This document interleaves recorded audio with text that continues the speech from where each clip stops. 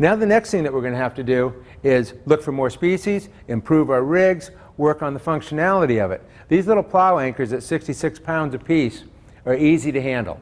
You can handle them in a small boat. Somebody mentioned earlier you had a 21-foot boat. I'm running my LPAs out of an 18-foot boat right now and don't even have to take the barge out most of the time. I've got one little section of LPA left that I'll harvest Thursday morning, and all I've got to do is pull up two 66-pound plow anchors, the rest of the material, and go home.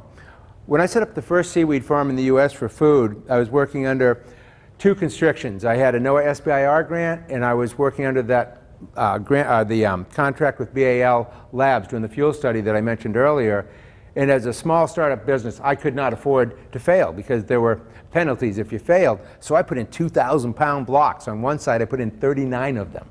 Well, these weren't going anyplace, and they didn't. So we succeeded for the grant, but in the succeeding years, having to care for that. It's too big to pull up with a small boat. It's too expensive to get a barge out there. So you really end up relying on putting a diver down every year, and the gear stays in the water year round. It wears out faster. It could interfere or be in people's way a little bit at least. This is my portable farm, and if you're going to grow the laminaries in the wintertime or any other species that has a fairly short growing period, these portable farms are absolutely fantastic. You put them in, you take them out. I've had one in a unit with the University of New England for 3 years now. This was our third year. Grows beautifully, and I've been fishing 4 LPAs of my own now with 2 seasons on them, and I'm really happy with the design. It's a very simple tackle to rig, and it's very easy to deploy it. This is why I can put out an LPA in 20 minutes, a 400-foot LPA. You just drop the anchor, you run up to your first buoy line, you run the line through the tube that you saw, tie it off, and just back it down, and it's really nothing to it. So we've made it a lot easier to rig our farms now and a lot less expensive. When I put those 39 2,000-pound blocks out, well, I had to go hire Dan and his big truck to get them from Auburn Concrete to the dock, and then I had to hire Jim's barge, and we put all 39 of them on the barge, which Jim had just built, but he hadn't powered yet. So Colleen and I kicked over all 39 of those 2,000-pounders with a chain fall and little sacrificial line. This is a much easier system to work with. New products. This is, with the last company, Ocean Approved, I created that line of blanched fresh products, fresh frozen, and it culminated with a smoothie cube, a puree. And the frozen, like the dried, are very good products, but some people still get them lost in the freezer a little bit. So I came up with the idea of what would people have in front of them all the time so they'd really start using it on a regular basis like they need to, and that's Kelp Puree. It's shelf stable.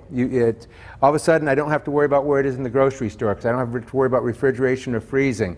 All of a sudden I can put this right over with the dried seaweeds where people have been looking for seaweed forever. These are the little things that you pay a lot of dues to learn and figure out. And this product is going great guns. It's refrigerated after open. So it's sitting right there with your mayonnaise, one of the many things it mixes well with. You can mix it in with any sauce that you like. You can mix it into the desserts you've seen. Product innovation is one of the keys to this, and that's something I've been as big on as designing farms, is actually coming up with new product lines and ways to eat it. Ways to eat it that you don't have to change the way you cook. You don't think, well, I'm not having sushi tonight, I can't have seaweed. It's like, hey, I'm having my favorite white clam sauce over pasta. Woohoo! I'm having a cup of hot tomato soup for lunch. It goes in beautifully. So it's a really easy, effortless way to add it to your diet on a regular basis. And that's where the health benefits come in. But also, if we're going to see the socioeconomic benefits of this, we've got to be able to sell it. There's no sense farming it if we can't sell it. Product diversification. This is fucus. Most people in the United States, very few people in the United States eat fucus. Guess what? It's real popular in Europe.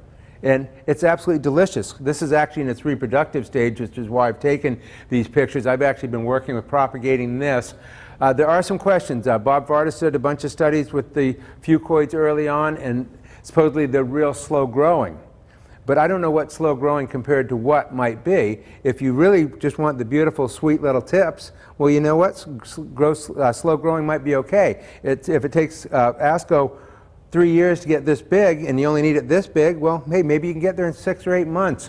The other thing this gives is a year-round source of raw material, which is a huge advantage. With the seasonality of the sugar kelps that we're farming now, you've got to get everything done in a 2 or 3 month window. So we're working on expanding that window. And we're not working just with the fucoids. We're working with reds and we're working with some greens also. This is dulse, and we've been playing with farming dulse in several different methods and different styles. And we're working with, trying to work a little bit with nori right now. That's the product they make the sheets out of for the sushi bars, porphyra, labor. And so we're doing a lot of work in the lab still. It's not over. I work a lot with the University of New England. I work with Bigelow Labs, and I kind of get a chuckle out of it because, like, I'm a high school dropout here. I'm hobnobbing with all these PhDs, and they've taught me a lot. And we're really making some really good progress on things like porphyra seed, on the getting the dulse started. And so, you know, with the ultimate goal being a more diversified product lines, but also with having raw materials available year-round, because the other bottleneck that we get into is production facilities, and there are only so many production facilities in Maine right now, and that drives what you're going to get for your product. The more demand there is, the higher the price is going to be. Site selection is just everything, and if you're working in your home waters, of course, you have an advantage to start with right away. You already know, you're out there year-round. You know who's where, you know what they're fishing, how they're fishing it, when the gear moves, where the gear moves.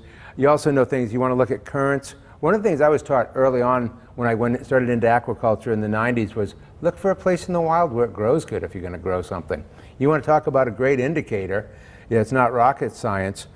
The whole procedure at the DMR can be a little bit daunting, getting going with that first lease or two on the applications. The LPAs have made that easier because the LPAs are fairly simple, and then you get your feet wet and you got a feel for it. When you start going for a 4-year experimental, it starts to be quite a bit of data that you have to gather up, and you've really got to have it together, cross the T's and dot the I's, because I tell you, they will send it back every time there's a single I that hasn't been dotted. That said, after you get the first couple under your belt, you get a better feel for it, and it also, after a couple of hearings, you start learning to kind of adjust if you need to a little bit, whether it be where your sights are, what your gear appears like on the surface. There's several different things that become apparent after you've gotten the first couple in, and that's where the LPAs are nice. They're not too expensive to apply for. You can get them in real time. It can take 6 months to a year to get a 4-year experimental lease, they say, which it's a year plus most of the time. It can take up to 2 years to get a 10-year lease. Yeah, that's a long time in a business plan to go, okay, I'm going to have my farm, I'm going to put my farm in 2 years, 2 years before crop. That is one of the other beauties of seaweed is you have crop fairly quick. As in baby spinach, the little juveniles are delicious. You're not going to get the mass, the bulky one out of them, but there is actually some marketable stuff fairly early if you want to take that route. Working with the scientists, we're working on everything from water quality to water clarity, current studies, trying to put this all together. Not all sites grow seaweed the same. I put in 4 farms that are within sight of each other, and 2 of them are fairly close together and grow almost identical. The other 2 grow quite different, and these are all within 2 miles of each other, and by line of sight you can see all of them. One of the ones I thought was going to grow the biggest, the fastest, grew the slowest. It was in a real high nitrogen area. I'm on the board of directors with the Friends of Casco Bay, and we've been mapping nitrogen data in Casco Bay forever. And I went, hey, look at this hot spot, man, a lot of food there. I'll try it there. And something, I don't know if it was the fresh water lens because it was close to the Presumpscot. I don't know if the current's a little bit lighter there. We're going to have to do some more studies, but I didn't get the growth I expected. Early studies or early practice. Now remember I mentioned earlier with the seaweed you saw on the first farm, the spores swim. Well, guess what? These don't. These sink. So now you can't put them in the dark settling tube like I've done in the past. You got to figure out a whole new way to get them to go to a substrate, which nobody's ever done because nobody's ever farmed them. I did get them to go to the substrate. I have gotten them onto a substrate now, which is the string that you put in the ocean then. But I haven't got it to the point where they're consistent yet. We'll be working on that right through the summer again. But this is something that could be grown year-round. And so that gives you a whole different set of criteria when you go looking for a lease space. If you know it's going to be in year-round, well, that's different than putting one in for 6 or 7 months. With the laminarias, we can get away with putting them out in October and pulling them in May and having up to 10 pounds a foot. Machinery. I won't tell you what this machinery is. Some of you might know what it is, but you can't run down to the restaurant supply store. I was in one today and say, hey man, I need some new seaweed cutters.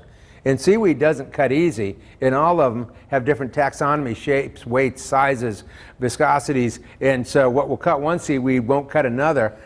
Some of the things I've used are absolutely ridiculous. When I first started my first frozen seaweed product, it was kelp noodles cut right out of the middle of a nice beautiful sheet of laminaria, and I was using a little hand crank pasta cutter. Then I went big time, got a motor for that, and I got up to 3 pounds an hour at that point. I had a guy doing some welding for me, and he walked into the shop one day and he went, you're not going to make any money. Not going to happen. Then I got 2 Italian ones. Man, these were big cutters. They were really cool.